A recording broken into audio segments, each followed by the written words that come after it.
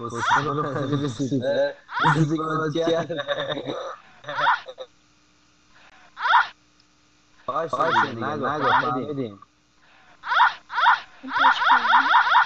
به به ادمین با غیرت، ماشاءالله ماشاءالله. دوست عزیز لطف میکنید که صدا جوابتو میده، حواسش نیست. این چی؟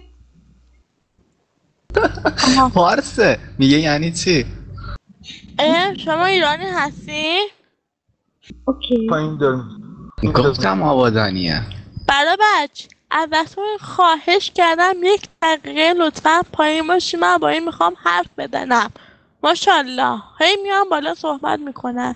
1 دقیقه نریم بالا دیگه بچه ها. مرسی. خانم بیا، شما ایرانی هستی یا خارجی هستی؟ اینو تکلیف رو روشن ماشاءالله کنید. ایرانگه. حالا بپر رو مایک این. ماشاءالله.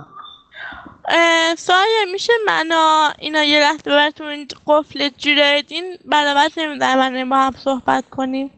هی میپرن روی تا ببرشون هجله. برو هجله برو. رو باید کیک کنیم. سایه جان یه دقیقه بس.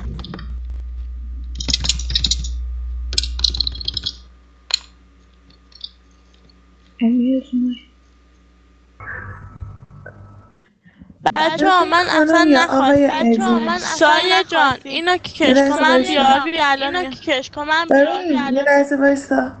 مایک داری، مایک بگیر حرف بزن وگرنه کیک میشی.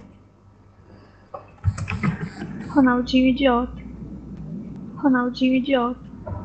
یه سایت جان بیا یه بالا بیا بالا. آقا این ایرانی دیگه گفتیم ماش بگیر اومد رو ما.